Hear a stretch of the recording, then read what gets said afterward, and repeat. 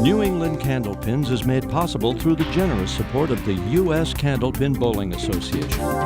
Learn more at uscandlepin.com. By Fico's Family Bowladrome in Franklin, Massachusetts. Visit ficosbowl.com. By your community's public access channel. And by your Franklin friends and neighbors. Good folks just like you. Thanks for supporting Franklin TV. And thanks for watching. From Fico's Bowladrome in Franklin, Massachusetts, it's New England Candlepins Fall Tournament 2014. In our 7th Sweet 16 matchup, defending champ Mike Legendre takes on David O'Connor Jr. Then in round 8, Dudley's Mike Kustak takes on Jeremy Seaholm from Marlborough. Now let's roll with your host, Jay Horrigan. Welcome to New England Candlepins. We're at Fico's Bowladrome in Franklin, Massachusetts, and we're getting ready for our last show of our Sweet 16 series. Our first game here is going to take Dave O'Connor against Mike Legendre, our defending champion. We'll talk to you in just a second, Mike. First, we want to welcome Dave O'Connor from Duxbury, Mass., formerly of Bridgewater.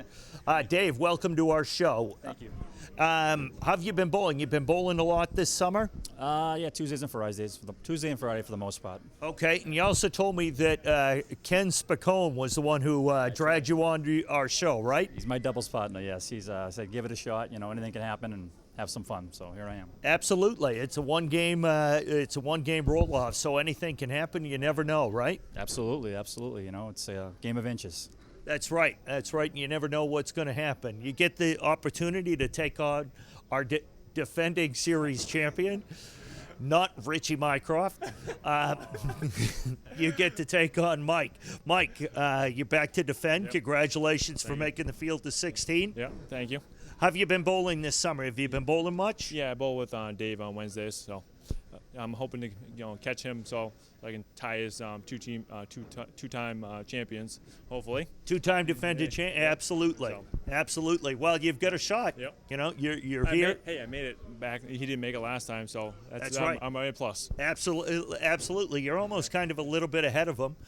You are ahead of Richie Mycroft because Richie didn't make it to the. Why am I saying Mycroft? Mycroft, I don't know. Well, that's what he gets. It is Myrick, you're right. Why did we keep calling him Mycroft? As he's making gestures to me off camera over there. So we'll deal with him in a moment. Okay, we'll be back to get this match underway in just a minute, and we're going to meet the elusive Richie Myrick Mycroft in just a moment.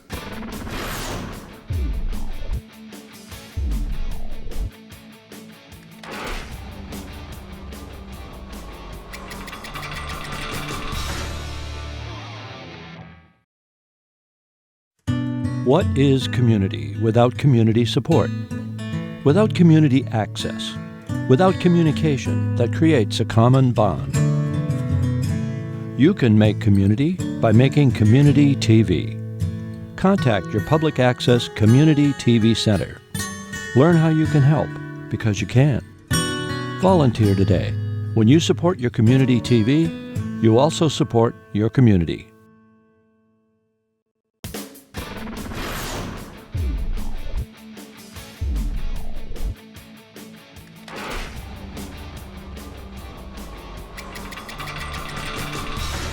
Welcome back.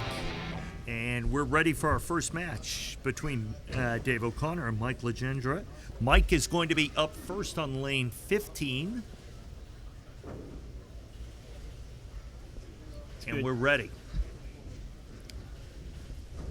Alrighty. Mikey, our defending champion, will lead us off on today's match. Right in the 1-2 bucket. Drops a quick 7. Leaves the triangle right, the 3, 5, 6. I'm lucky enough to be joined today by Dave Chestercove. Thanks, Dave, for joining me. You're very welcome. And also with us is Richie Mycroft Myrick. The double M, we call it. And nothing from him. Nothing at all. Mikey opens up with an $8. Mikey from Blackstone, Massachusetts. Has a high single of 184.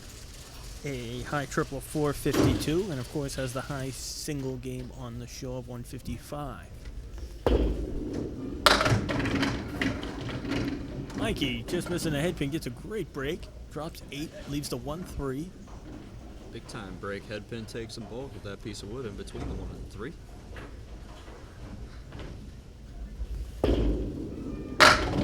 And there you have it.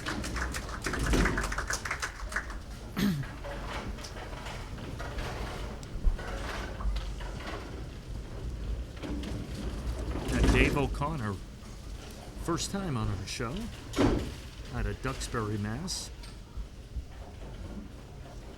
Dave was this is his first time on our show, and he was the first overall qualifier. He bowled terrific in the qualifier, throwing 387 at a 153 single in the second game. He's a 113 average out of Alley Cat Lanes. His high single's a 184. His high triple's a 428.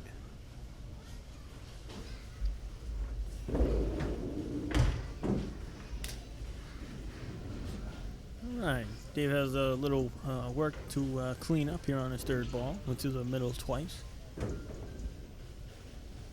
Ideally looking for 3 pins here. And he gets 4 of them to match Mikey's 8 bucks. Out.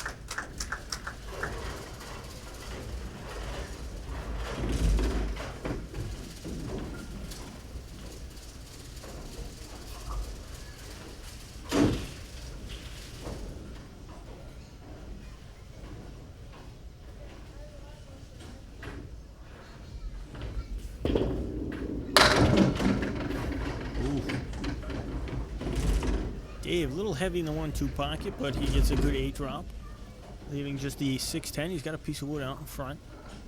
Yeah, that's way out in front, Dave. That's almost up by the lip. He's going to have to be pretty tight on this one. Can't get cute with it. Yeah, you can either be tight, or if he really wants, he can go below the red line. But he chose to play it a little higher. A little too tight. A little too high.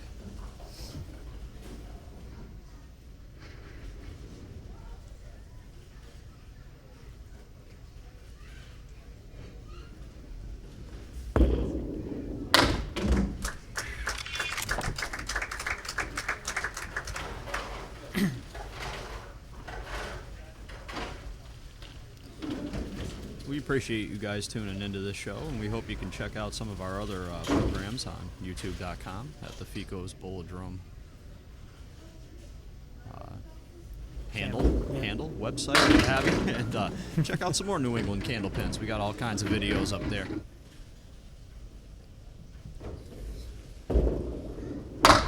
And he converts it. Richie, what'd you go down there to check? I went down there to check to see the piece of wood that you see the sweep taking by right now. There's a little line out there that marks where the deadwood area ends. If a piece of wood comes in, a down pin comes out past that line, it's not legally playable. Now that piece of wood right there was just about a ½ an inch away, so he was legal to play that. Even though he didn't use it, it was still in play. But I went down to check to make sure that it was in play. And if it was past that line, do you still leave it there, or do you take it out? I would pick it up, I'd take it out, and I'd bring it back, and Mike would have had to play the shot as it were. Okay.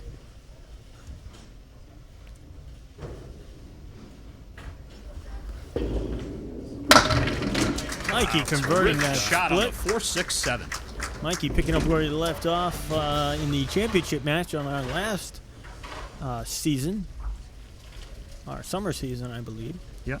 Now, if I'm not mistaken, he qualified 16th. That's a very dangerous 16 seed.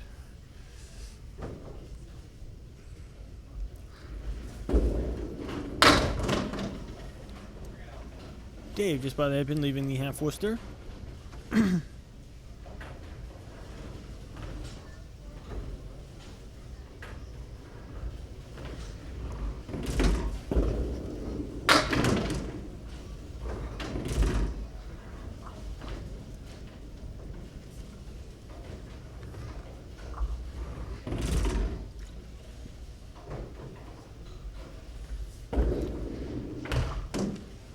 All right, Dave with a 6-box.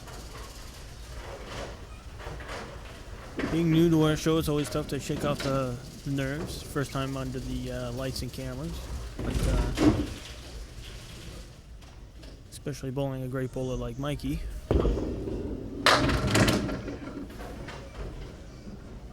right, Dave, just to the right of the head pin here, and leaves 3, leaves the 1, 2, 9.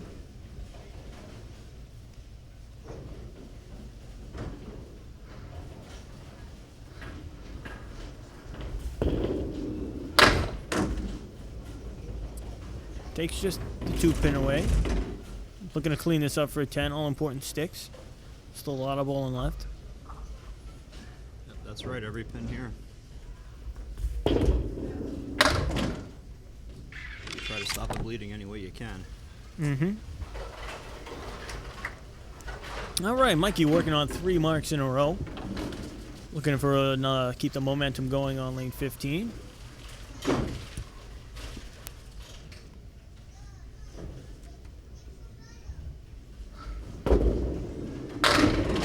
Right in the 1-2 pocket, it looks like. Fantastic ball and an abominable result.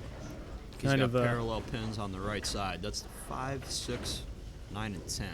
Yep, nothing to help him out. Kind of take back, considering the last time he was on 15, he threw one kind of out in the ocean a little bit and got a great break. So,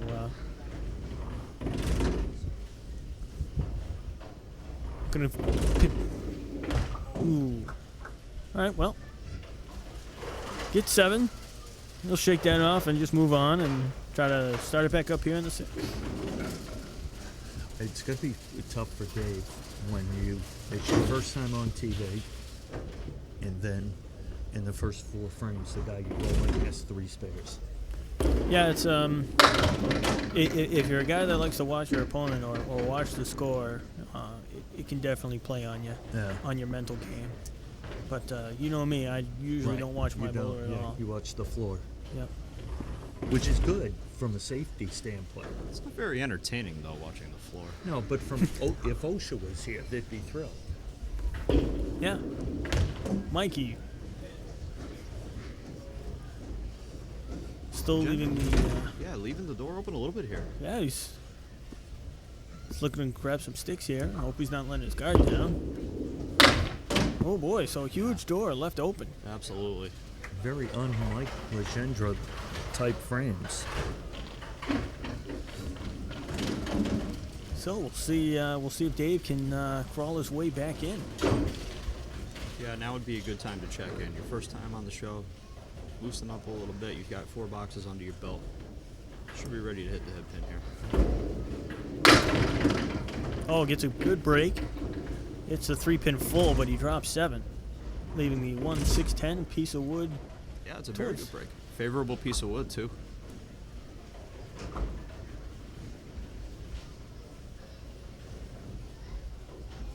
Looking for the spare, and he converts. Use that wood to his advantage. Punch the head pin straight on through the 1-3 pocket. I'll tell you what, if that was the 4 horsemen, it would have gone like nothing.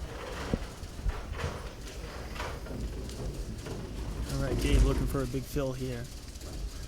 He's already picked up 3 pins in the box. Throws one out to the left, but he gets another good break. Drops 7, leaving the 1, 3, 5. Yeah, that is a good break. The toughest part about this shot here is taking the 5 pin. If he makes the 5 pin, he probably makes the shot.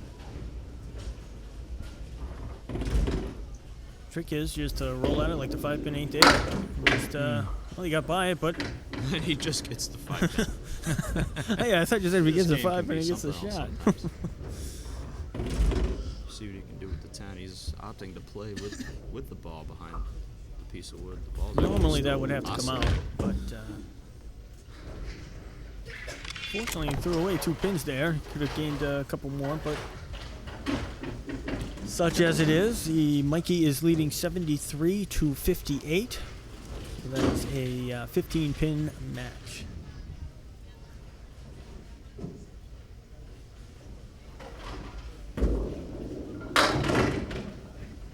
Mikey leaves the Caleri left. 1, 2, 4, 7, 9. No wood at all to help. No veal, as they say. Mikey playing outside of the head pin and nearly converts. Gets everything but the 4-7.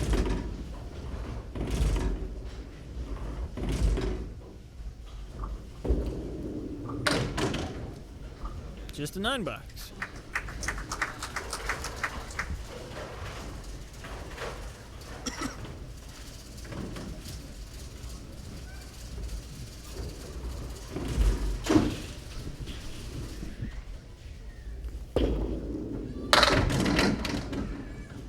Legendre back into the 1-2 pocket, drops 7. Leaves the 3-6-7. I thought that wood might help out there, David. Decided to head toward that channel. Gotta make it clean now. 2 ways you can make it. 3-pin off the wall or send the 3 into the 7. That was not one of the ways to make the shot. That was not one of the ways to make the shot. Let's find out on the third ball here, Mike. It's good we're eliminating those, though. There's a lot of ways to not make shots, Jay. I mean, and That's another as we one. see another. I guess we'll never know. Mikey leaving the But at door least wide they're- open, though, these last 4 boxes. After starting out hot, he's kind of gotten a little cold. Let's see A if... little cold. That's right. And let's see if Dave can shake the. Yeah, shake he gets the another confidence off a mark little here. bit. That's it. He can chip into it a little bit, setting himself up on a hole.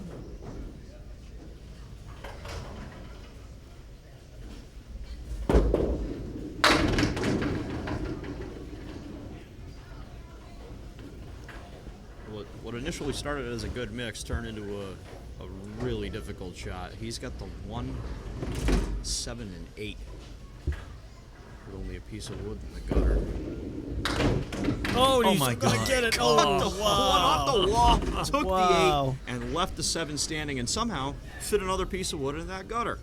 Wow, when that headpin came off the wall, I thought he had it.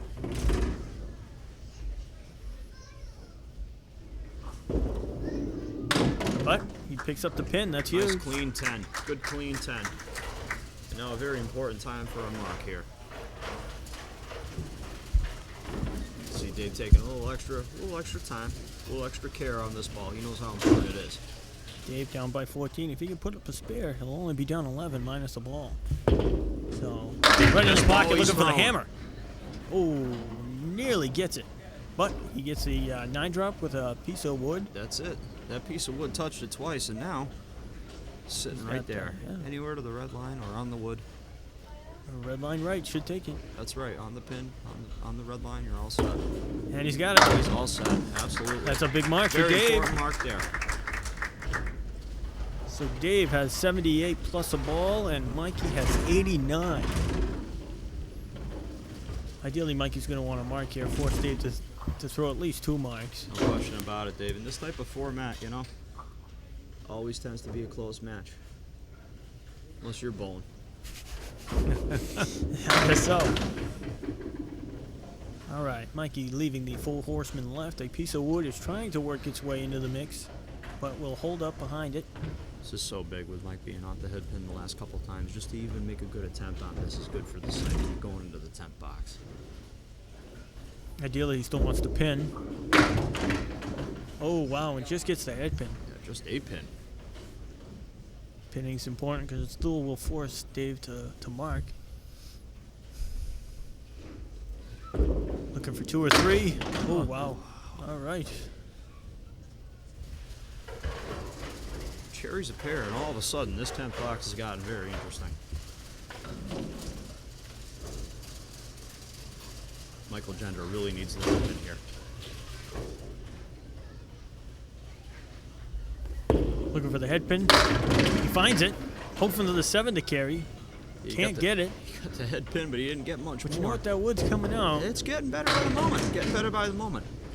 And now you see that piece of wood in the gutter on the left-hand side, even though it's hanging out. Because that piece is hanging out on the deck of the pin deck, it is a completely legal piece of wood.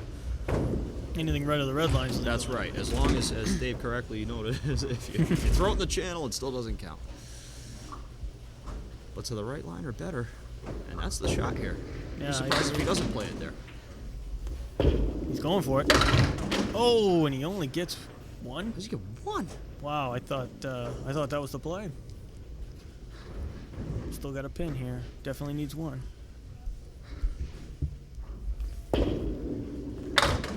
All right. Mikey Sells for finishes 9. with 106. Nice still think Dave is going to need to get either a 9 fill in this mark and 2 10 boxes, or 9 fill, 2 10 boxes to win by 1. There's Otherwise, a 28-point difference, right? otherwise he's 28 got to get pins. another mark. There's a lot of ways to get there. This is a huge ball here. He's 9 fill, or he's going to have to get another mark. He threw a terrific ball. Threw a good ball, a Yeah. little light on the head pin, but he does drop 7. 2 pieces of wood. I'll tell you what, Dave, if he hits the right tip of that wood, I really feel like this shot's gone. Yeah, I agree.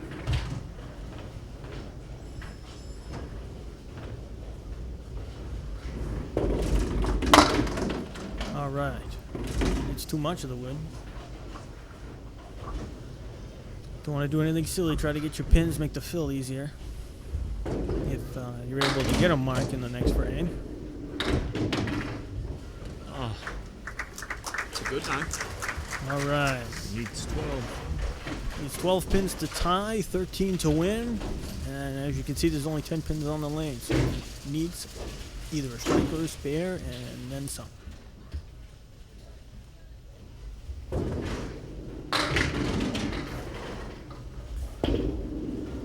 Right into the 1-2 pocket. That's a Drops great ball. 6. And the wood flattens wood out. flattens you out for couldn't him. have asked for a better room service. Hard part here is carrying the 9 pin. So you really want to be full on the 3, I think. That's right. He's got it. He's got Oh, it. that 9 pin almost didn't want to go. You knew. You knew. We're not done yet here. Nope, Two he to still tie, needs 3 3 to win. pins. 2 to tie, 3 or You see better to quarter win. Worcesters all the time. You Yep. see all kinds of 1-5, stuff happening in it's this just a game. 2 pin we've seen already go. So Let's see if Dave O'Connor can be a winner on his first time in the program. take out the defending champion.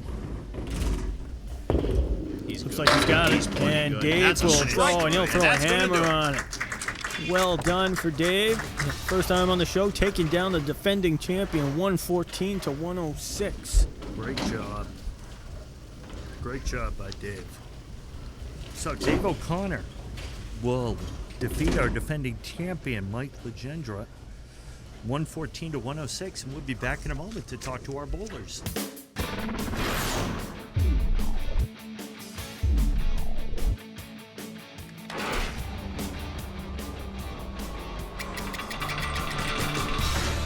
And we're back with our bowlers. It was a tremendous first game in our Sweet 16 show. It actually seemed like, guys, it was 2 different games. First half of the game, Mike, it was all you. Yep. Second half, unfortunately, for you, it was all Dave. It just switched. Just started punching, that was it, you know. Try to get 8s and 9s and all that stuff, but, if he gets a mark, he's eating up my, ends up eating up the total, and then gets down to the last box, he punches out 2, we tie, and, you just don't know. Right. But I forced him to get a mark last box, which is hard to do, Yeah. You know he has to get the mark, so, end up working out in his favor and not mine. So, but you can't have a 6 box, in the 6 box. You can't do that. Right. You're giving them 4 pins. Yeah, and you had a couple of boxes that for you were very uncharacteristic. Right, and, I wasn't hitting the head pin. That was, then what it was punching through, so nothing you do. Which, what we said before the match, that's the interesting thing about need it, luck. just a one game. Right. And you When need it's luck. one game and it just, you had the momentum and Right. then it was just gone. Right.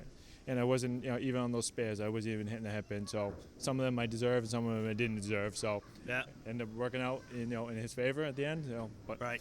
I bowled a 106, but nothing I could do about it. You're right. Yeah. You're right. And as you said, you forced Dave to mark at the end, and Dave came up. Dave, you had a spare in the 8th, and then in the 10th, you had a spare and then a strike, and you ended up winning.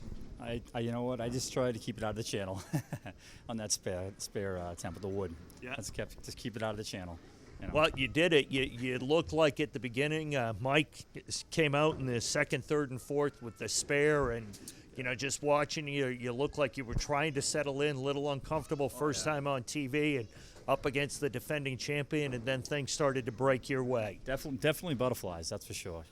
He was throwing a great ball, and when he was missing, he was getting breaks and he was capitalizing. And so, yeah, he definitely made me work, and you know, it's bowling. Anything can happen. Yeah. And then things worked out for you. So great. You advanced to our Elite Eight show, and you're going to take on the winner of our next match, which is Jeremy Seaholm and Mike Kustak, and we'll be back to talk to those bowlers in just a moment.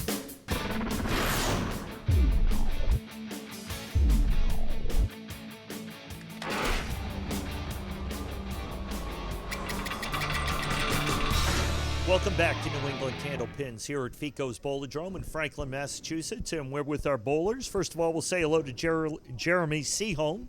Jeremy, welcome to the show. This is your first time on our show. Yep, first time. Thought I'd give it a try. Awesome, awesome. Have you been bowling much this summer? I haven't bowled much in the last couple of years, actually. Excellent. Well, you bowled good enough to qualify for our show. You're one of our top 16 bowlers. So have you been on a TV show before? Yes, I have. Excellent. Well, that's good. That's good. And you're going to go up against Mike Kustak. Mike's been on our show before, so we welcome you back, Mike. Thank you. How have you been bowling? Pretty good lately. I've been on a pretty good run for the last few years, like Jeremy. I've known him a long time, and so I'm looking forward to this match. Excellent. So you've known him for a while. I've got to ask then, is there anything you really, really dislike about him, or Not at just all. sort of Jeremy's a great guy for the game. Jeremy's a great guy, so we're going to have a great match. Jeremy's a great guy. Anything you dislike about Mike? I'm just still trying to figure out how he bowls off the wrong foot. Shaving my hair. Oh, your He's hair, jealous your of hair, the hair. your hair. So there's no hatred or anything we can get? Okay. Well, we'll come up with something. I'll make something up. I'm very good at that, to get some kind of trash talk going. So we'll be back with our bowlers in just a second to get this match going.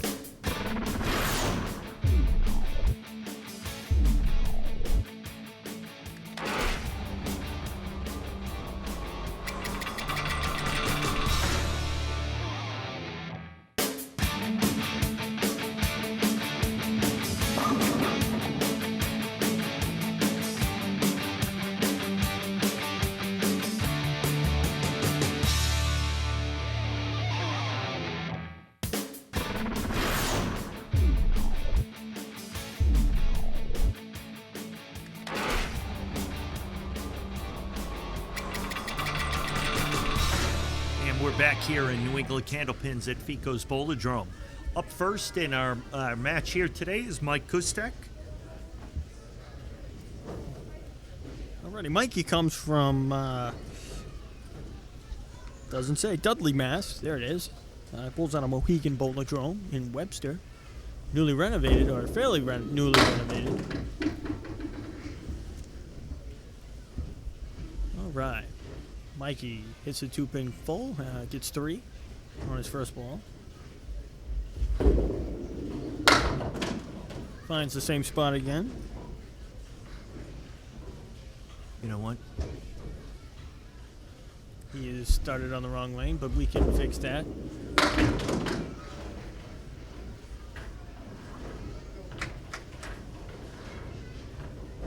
Just hit reset on that lane. We'll fix it.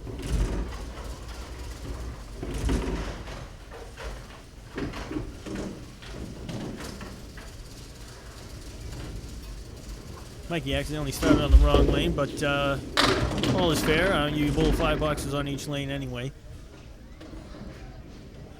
But Mikey drops 9 on lane maybe 16. he started on that side on purpose, knowing he was going to have 9 and a gimme on this one. That piece of wood is just perfect on the right-hand side, anywhere on the red line or on the pin, and he's got it. Indeed. So we have a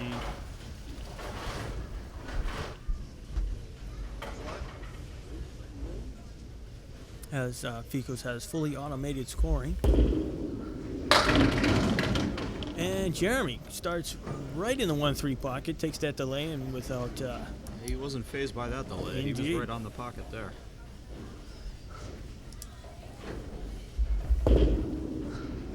And he just bruises the 8-pin for the spare. Don't hurt anybody.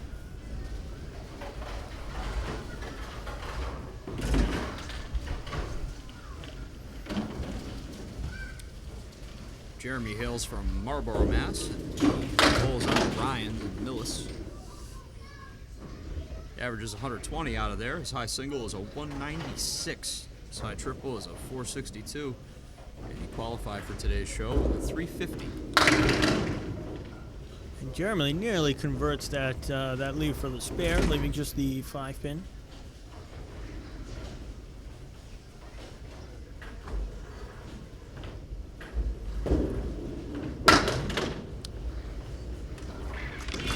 over that little lip. Right?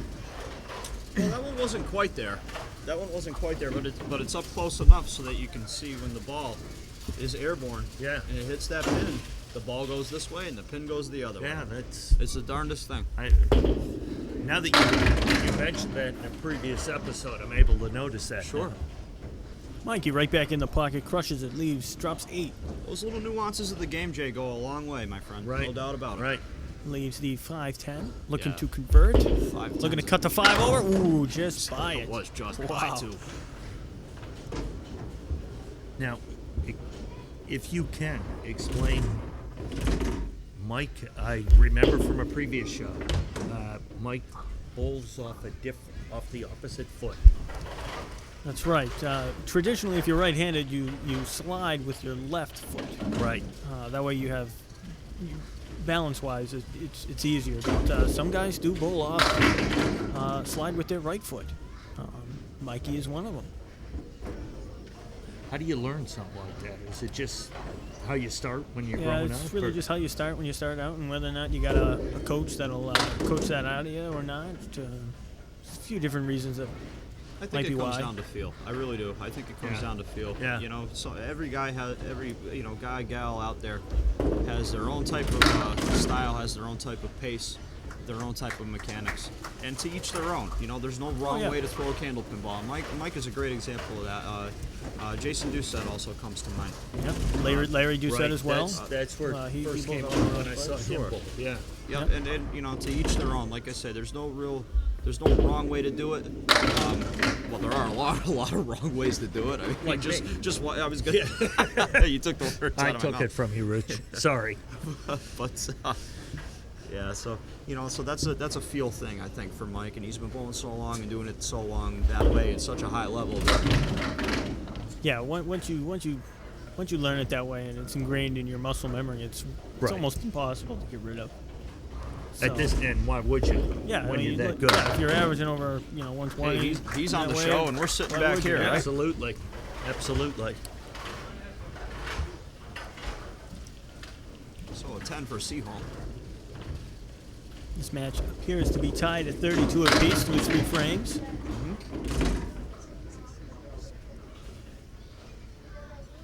Jeremy leaving the check mark on the right side. Piece of wood behind the check mark, frozen to the 5, it looks like. Oh, and he nice pickup. gets it. Missing the object pin, hits the 6 pin, but that back wood touching the 5 definitely helped take out the 5-3 last. Absolutely, Dave. That piece of wood came right back into play, tripping up those right pins. That's all you need to do sometimes. Put the ball in the right spot. Let everything else do the work.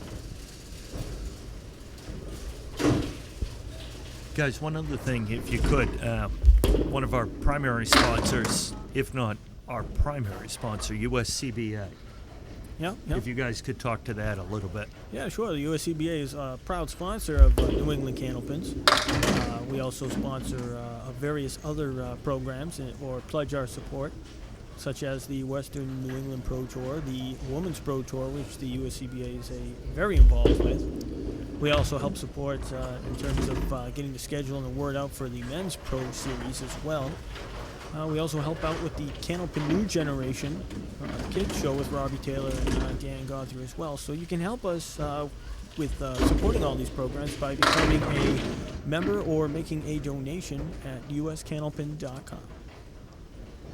All right, Mikey Kustak on the head pin on 15, drops the triangle right. Looking to make the spare here. And he does so. Nicely done. You really smoked that one. That's a good way to get yourself right back into a match after a couple untimely 6 boxes. And as we beat that horse again in a 10-box, 1-string format, every pin counts. Yeah. All right, Jeremy on his fill, hits the 3 pin. Does drop 7 though, leaves the 1-7-10. Plethora of wood out there. Not so much anymore. That little piece to the right just kept crawling yeah, you're into the right. gutter. Looking for the spare. Oh, gets the 1-7, but not the 10.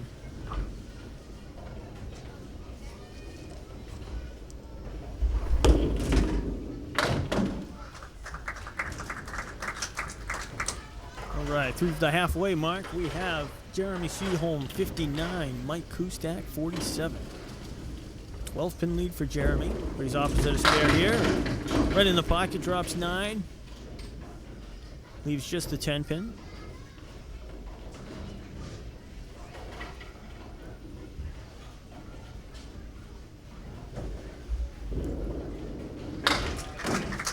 Right in the face. Jeremy matching the mark Kustak put up.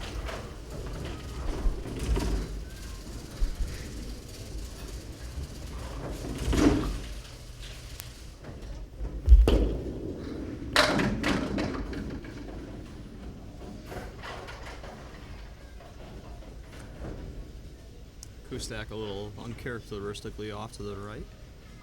Just took out 4 on that one. A much better second ball, but he still leaves 2 of them. He's got the 3-pin, he's got the 8-pin. Should be a 10 box here. Should be just a tidy up job for Mike. And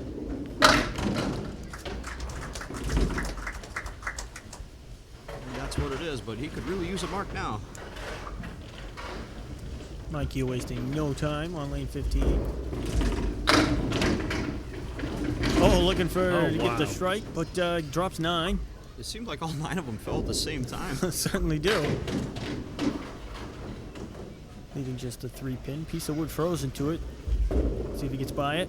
Ooh. Oh, he goes by on the wrong side. That's really gonna make things tough for him. Makes it that time. All right, Jeremy looking to increase his lead. Yeah, this is a golden opportunity here.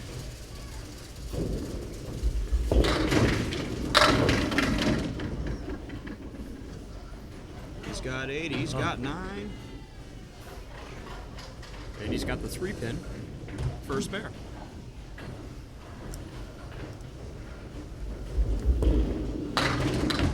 Boy, Seaholm is all over his single pins. That's 3 of them already out of 7 boxes.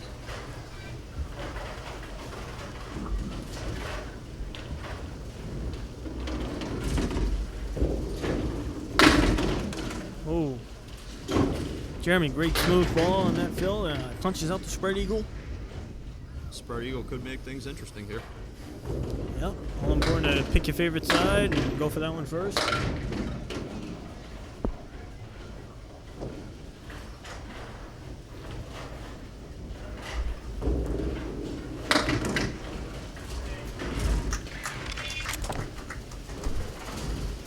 So through 8 frames, Jeremy Seaholm has a 19-pin lead over Mike Kustak. 100-81. Kustak with his back up against the wall. Really has to throw 2 marks in a row here. Does the hard part on the first ball. Leaves a spare leave. Leaves the 3-9, but there's a piece of wood right, lying beautifully right in front of the 3-pin. The 3-pin should take this shot. Yep. There it goes. Should carry, and it does. Almost didn't want to carry that 9-pin, but tripped it up. All important to roll the same ball here. He's still going to need another one, that's right. Needs that same ball again. Right in the one, a little heavy on the head pin. Drops 5. Leaves a 3, 4, 6, 7, 10. Piece of wood behind and between the 3 and the 6-pin. Will help the 3-pin jump towards the left, but he missed the 3-pin. So barring a catastrophe, Jeremy Seaholm should be moving on. But, you still got to roll the ball. Anything can happen in this game. Jeremy needs 6 pins to win.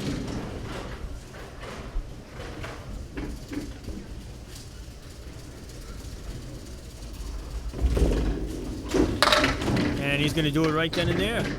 On his first ball, drop 7. So Jeremy Seaholm will move on to face Dave O'Connor. Say that right? I think so. In our quarterfinal match. question of what will the final score be in this match.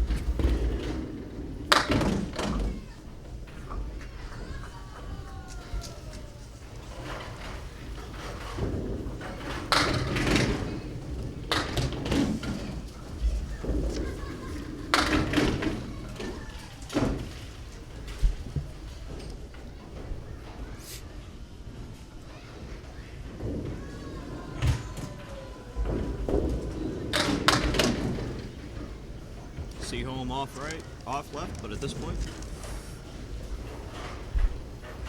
just a couple of numbers on the paper as he's going to advance.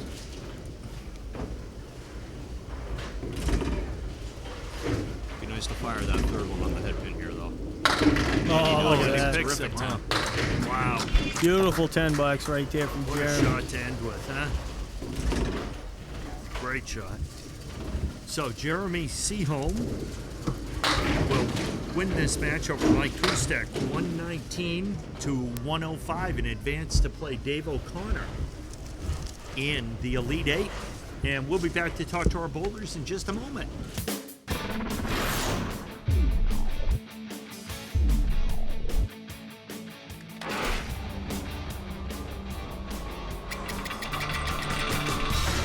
Welcome back. We're here with our bowlers after that victory by Jeremy. Mike, it just some pins just didn't fall when they needed to fall for you. No, and I missed a couple too. So, but what are you gonna do? That's bowling. Yeah, there was. It looked like I remember one. You had one ball where you thought you hit the spare, but the ball just went on the other side of the pin. It looked like. Yeah, it's tail. Sometimes my ball will tail off. So I mean, it's what it's gonna do.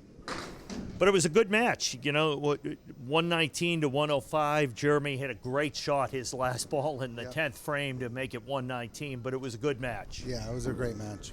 Well, we're glad you came back out. We were glad you were here, and I'm sure we'll see you again soon. Jeremy, congratulations. You move on to our Elite Eight quarterfinals, where you're going to take on Dave O'Connor, our number 1 seed, but you bowled very well there.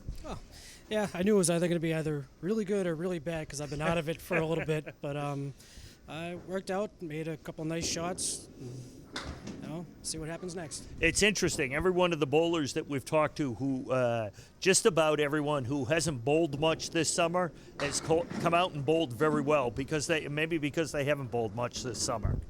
That could be. I mean, it's maybe it's just there's no expectation, so you're just loose. Right. You know. Well, that's right. Well, you both bowled well. You gave us a great match there, but, that's what happens in just a one-game match. You never know, a few pins here and there, and that's the entire match. So we appreciate you watching this show. Next week, we'll begin our first matches of our quarterfinal round, our Elite Eight, and that will take us to our championship match where we will crown our champion of our fall series in a few weeks. So we encourage you to keep watching. For my co-hosts, Richie Myrick and Dave Chestercove, I'm Jay Horrigan, and thank you to our director, Matt Ferrara. Take care, and thanks for watching.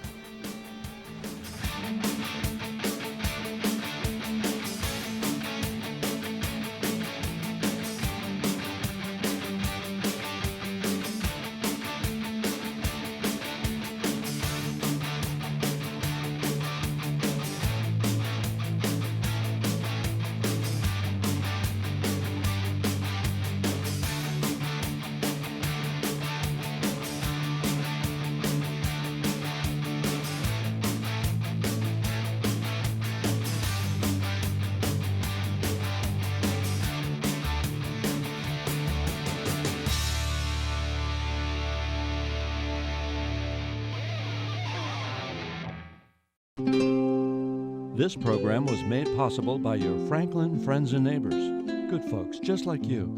Thanks for supporting Franklin TV. And thanks for watching.